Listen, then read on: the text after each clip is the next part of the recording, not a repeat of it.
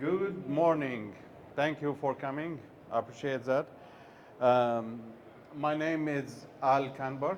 I'm owner and founder of Silver Spoon MIA. It's a consulting firm based in Miami. And I've been doing it for a long time. Little bit about my background. I started in many corporate around the world. I was one time director of operation for Johnny Rockets, operation manager for Starbucks, Miami, Fort Lauderdale, and Dallas. I worked with Yum Group, Pizza Hut. I worked with RBI. And since 2018, I'm doing restaurant consultancy and coaching in Miami, based in Miami, but I do have clients all over the places. So first of all, I want to thank my wife who let me come today. And thanks to Howard from Today Restaurant who signed the waiver for me. Um, how was your show? Did you enjoy your show? This year it's 3 days, which is, we got lucky to have an extra day, not like the years before. Our session today, it will be a restaurant rescue strategy. We will talk about some stuff that it will be the challenging on declining profit, operation and efficiency, as well overhead bloating. Through this session, we will go into phase one, diagnostic. So we go into P&L, phase two, food cost, menu engineering, phase three, labor, staff optimization, phase four, overhead, phase five, revenue, and phase six, to monitor and make sure we're doing the good thing. As a phase one, what we want to do, we would want to deep dive into our P&L, into our expenses, into our financials to see how we can look where is the leak. So we look at 3 to 6 months statement. Everything before COVID is after, then post-COVID for sure. And we look at the food cost percentage. At the leaflet, I did have some stuff so you can take it home to see it. So we look at our food percentage, what our beverage cost percentage, as well what our labor cost percentage, rent and overhead, marketing expenses, and the most important is our administration cost, because most of the time we don't see how much we're paying on administration. Industry benchmark red flag, which is a little bit bigger than today, we have food cost at 32 with all the inflation, all the increase on tariffs and all other stuff. So we need to maintain between 28 to 32. More than 32, we are in trouble. Food cost, we need to have a cap by 30%. If we go above 30%, that means we're paying out of pocket. And our prime cost should be maximum 60%, so in order to make profit. At today's days, the net profit is not in double digit anymore. It's in single digit, and that's how we will see a little bit later. So we look at the menu performance. We need to see what our top seller, where we do the profit, what item are underperforming, and how to do it.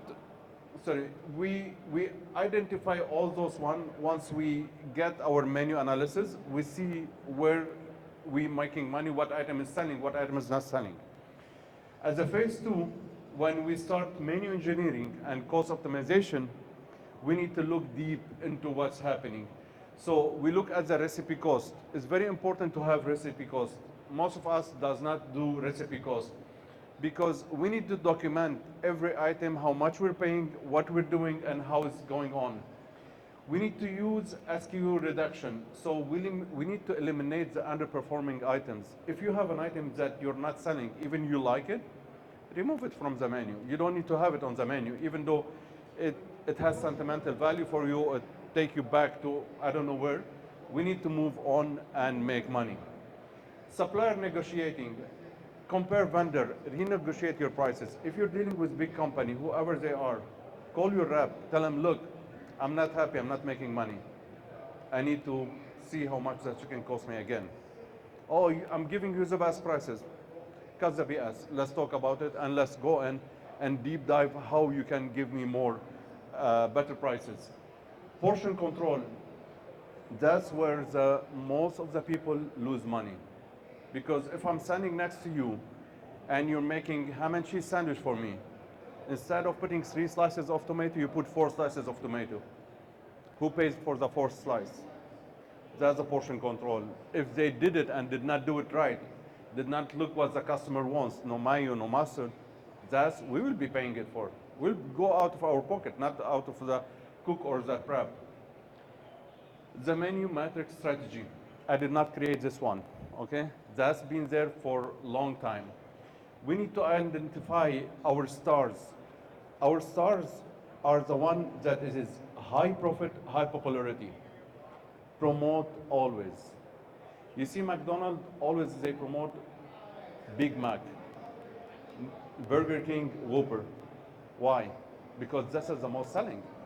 So our stars item, we need to always to promote more. We have the plow horse, which is low profitability, but high popularity.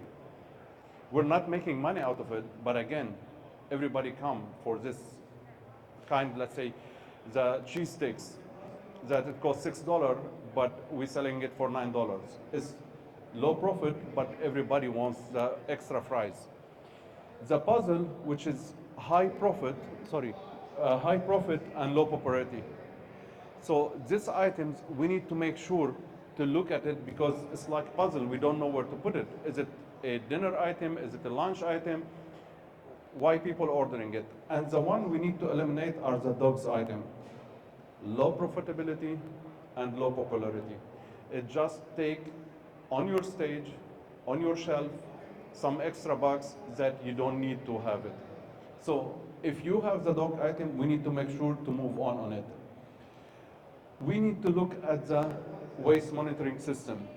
So daily waste log is very important, even though we don't know or we don't want to know how much waste we're doing.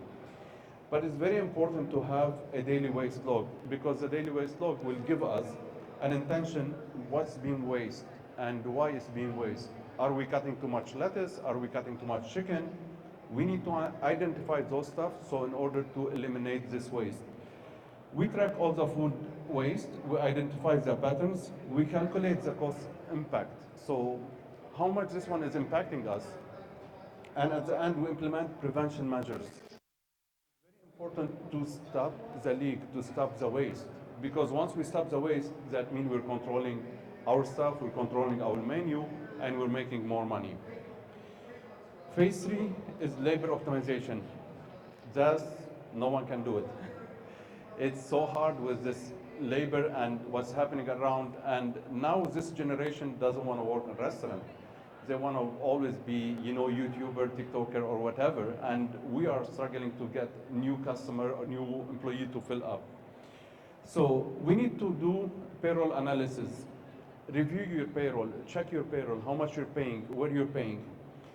Cross-training, that will reduce the stuff, we always say when you have time to lean, you have time to clean. But those people doesn't want to clean. So we need to cross-train them in order that they can do something different while they're waiting. Number 2 is adjust schedule based on sales per hour labor. That's very important to know how much your sales is and where to put your labor. It's very important that you know your labor, hourly labor, because that's reflect big time on your bottom line. And at the end, overtime control. Overtime is out of hand. Many people call out and all kind of stuff, so you need to make sure you have extra stuff. Try to have more than those part-timers, so you can always give them 5 hours, 10 hours extra if they're working 25 to 30 hours, so they're always hungry to get more hours. Staff productivity booster. Make sure you have pre-shift checklist, even though it's not checklist, but make sure to reduce the idle time with structured tasks that everybody will do, everybody will follow. Productivity incentive, reward efficiency, performance, and upselling. Always try to make sure you have something to give to the staff. It's not about just an extra dollar or something. No, get them a $5, coffee card or something that they will feel they like it. And multi-skills training, create flexible, adaptable team member. Make sure those team members are flexible with you. They do have time to work more. You're not gonna go hit the overtime beam. Phase 4 is overhead reduction. Cut the non-essentials. What do you mean? First of all, your vendor contract. Review your POS.